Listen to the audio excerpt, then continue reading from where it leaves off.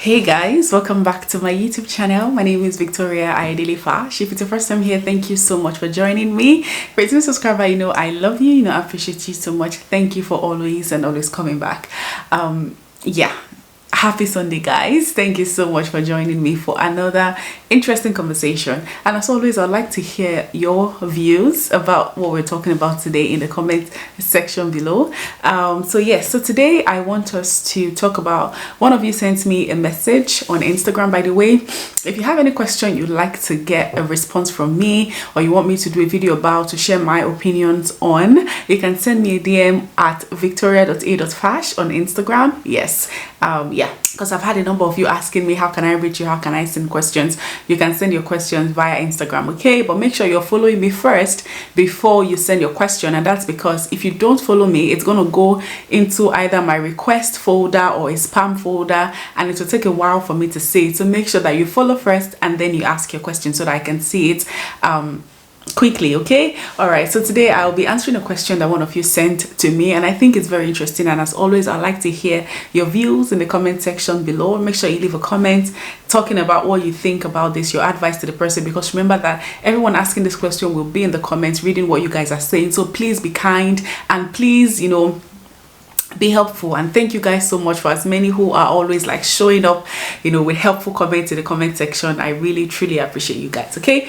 all right, now so she said, here it goes. I am a 27-year-old turning 28 this year, and my fiance is 28 turning 29, so they have 1 year age difference between them. We are in a God-fearing relationship, thus no sex before marriage, for 8 years now, and we are ready to settle down. So they've been dating for about 8 years, so that means they've been dating since she was 20 and he was 21. Wow. And she said that he and his family came to do knocking. So knocking is what Ghanaians, if you're a Ghanaian, you know what knocking is. It's like what we call introduction in Nigeria, where both families come to know each other and pay. I don't know if that's where I think that's where they pay the bride price or get the list for the bride price or whatever. Yeah, to get the list for the bride price and all. And she said that they came to do knocking last year, and we are preparing for the marriage ceremony in September, God willing. The problem is, after we completed our undergrad, we both applied for different medical schools in 2018, and I got it, but he didn't. He tried again the next year and got it. So that makes me ahead of him. I am done with school since 2023, and he's done, God willing. Okay, he will be done, God willing, this year, 2024. Because of this, I have the upper hand of working and getting some money before him. He's doing his best, using his undergrad certificate to get some jobs. Aside schooling, he has also acquired money to aid the marriage preparation and after the marriage too. Because of this, I am shouldering a lot of the marriage preparation bills, and I know and believe in him that it won't be long. He will take over more of the responsibilities in our marriage life. I saw a bright future in him years ago, and I still see it in him that he will become great in the future. But here is the case. My mother and big sister feels like I am the one marrying him because I am purchasing more or most of the wedding items with my money. Please, what are your thoughts? And if possible, can you give me any advice? Thank you very much. I will be waiting your response. Okay, so we already know she was in an 8-year-long relationship with this guy. They were both in the medical field. So she's a year ahead of him because she was able to get into medical school before he did. But he now is in, and as a result, she's, because she's earning more, she's shouldering more of the wedding preparation and wedding responsibilities. And that is not sitting well with the mom and the sister. So guys, let me know what you guys think about this in the comment section below. What would be your advice to her? And if you've ever been in that situation, how did you navigate it? Is that your story? What did you do? You never can tell. Your story might be an inspiration to her. All right, so for me, this is what I am going to say about this, and I'll try not to make this video too long. When it comes to finances in relationship, I know how dicey and how tricky it can be, especially because there are so many narratives on social media now of women who suffered with a guy, built with him, did everything for him, waiting for him to get on his feet, and as soon as he did, he abandoned her and all of that. And there are also cases of men that, when a woman, I always say this, even me, I've advised women that don't start what you cannot continue. Okay, there are women who start by doing everything for the man, and then they get into marriage and the man becomes so used to the woman doing those things that he refuses to take up his responsibility. And so there are a lot of negative narratives that surrounds this subject on social media, in people's real life, and I understand how that can be a legit fear, not just for your mom, but for your siblings and everyone around you. That could even be your mom's story. In the last video, my husband mentioned that most of our parents, if you really inquire into a lot of their lives, many of them were the one carrying the family. They were the one shouldering most of the responsibilities. And I can imagine, as a mom who has been through that, right, I would not want my child to go through that. And it comes again from that projecting your own life on your children's life. Now, I'm not saying that is the situation in your family. It could even be the other way around, right? It could be fears of your mom who has always been, your dad has always been the one providing, and she's like, oh, my daughter is going to be under so much pressure to be the provider and stuff like that. So I will not be quick to demonize your parents or your sister or your siblings, because honestly, most of these things come from a good place. They come from a place of care, a place of worry, and a place of, I just want what's best for you, right? So again, don't be too hard on your parents. Some of these things are just them being parents. If they don't do that, then they are not, parenting, right? If it's your child, you probably would do the same or even worse, or not. Anyways, so now that we have that out of the way, when it comes to finances in relationship, like I said, it can be very dicey. Now, when we talk about finances in marriage, we have different ideas, and I know this is getting to marriage and we'll get to that. But when it comes to relationship, there is always this tendency that, oh, be careful, don't start what you cannot finish, are you sure, and all of this. And I love, because the first question I was going to ask you is, first of all, how is this guy like planning on getting his life up? Is he hardworking? Is he a person that, is driven? Have you seen these qualities in him? Or is he comfortable collecting from you? And my husband said something in the last video that sometimes when you're in love, there are certain things you don't see, that it takes the people around you to call your attention to it. I'm not saying this is what is going on in this situation, because I believe that if you've dated a person for 8 good years, you guys have been in a godly relationship, and you guys have been able to abstain from having sex 8 years, my sister, collect your flower. You have done so well, and I'm so proud of you. And you see, with all this nonsense that is going on social media these days, it's hardly a week that passes by that you don't find that one person telling you that don't marry a man that earns 800k, don't marry a man that earns 4 million naira, don't marry a man that cannot take care of you, a man that cannot buy you wig, a man that cannot do this, a man that cannot do that. And whether you like it or not, even though you might be fighting this narrative in your mind, the truth is they are shaping your mind, they're shaping your ideologies, and if you're not careful, it starts to reflect on how you see your partner. I'm going to give an example, right? When I met my husband, right, I believe that I was earning more than him. Yeah, I mean, he's been working for a long time, but you see, his profession as a lawyer in Nigeria, there is no doubt about that it's not a very lucrative profession, right? And I saw that he was working on himself to be better. He wasn't really working as a lawyer, but anyways, it was working in a particular field. But me working in the communications field, which was like when I just came out, digital communications, digital marketing was like a hot thing, right? So there were a lot of jobs that were coming out at the time, and there were good paying jobs, right? So him who has studied law, the career is slowly, especially in Nigeria, it's not an appreciated career, right? Should he go and steal? So what I'm trying to say essentially is that when it comes to relationship and marriage, finance is one of the unpredictable things that can happen to you. I'll tell you the story of somebody that I know. She got married to this guy. He had a mansion in Abuja. It was earning so much. It was working in the oil and gas industry. It was working, earning so much, taking care of his family. Everything was doing so. We had lots of cars and all.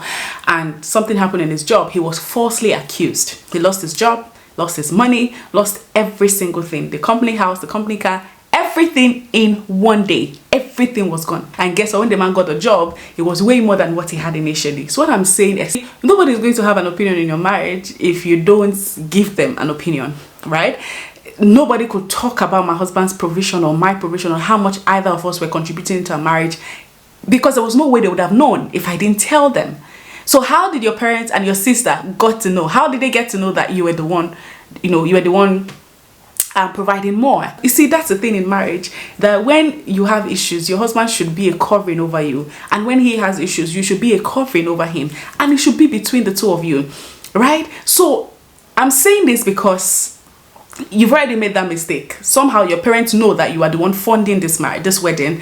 When you get into marriage, never make that mistake again. You have to sell the best version of your partner to your parents, to your family members, or else they will never respect him. They will never respect her. So this goes both ways. It could be like, because a lot of things can go wrong in marriage. A lot of things. And if you don't learn how to be a covering over yourself, you will both be ridiculed in the eyes of both your family members. So now, me, I started working since I was in 200 level. So I had a bunch years of experience even before I finished schools. And I've always had a job, right? And then I went to the US, we came here, and I did not have a job. That was the first time in my life that I didn't have a job. Remember, I've always been the one earning higher because of the course of studies, my field. But when we got here, things changed, right? Things changed. I wasn't working for a while, and he was the one working. He was the one earning more. And guess what? I was living a baby girl life. I am still living a baby girl life because, it was so good to finally, I was having anxiety at the time because I'm like, I'm not going to earn money. How is this going to be? Because I wasn't getting a job. And my husband would tell me, relax. You've worked for so long. You've done so much. Like you guys know everything that happened to me in the US. And it was like, just take time to heal. Don't work. Just be. And no one would ever know that, I wasn't working. I mean, I came here all the time, even because of the last video I did about getting a job. I don't think any of you ever knew that I didn't even have a job, because I lacked nothing. In short, this man would take, and I'm not, thank God he's not here. He would take his salary. I'm the one spending more. After we pay bills and everything, if what is left, let's say after bills and all is done, and what is left is like 100K, best believe I'm the one taking 80K out of it, and he's taking he just take his transportation and the rest of it. I hope you understand what I'm saying. I'm saying that things happen, ties turn. You can never predict marriage. You can never predict things that will happen in your relationship. But you have to work as a team every time and pray that things will get better. I can remember days in Nigeria that I would pray and pray. I said, God, I was working 2 jobs. He was working his ass off. But just so that we can keep ourselves afloat, and it wasn't working out. And all until, we are where we are today by the grace of God. But all I'm saying is that all those time, there were frictions, there were issues we had, there were disagreements, there were things like, is it because I'm not earning? Is it because of this? We had those things, but we overcame them.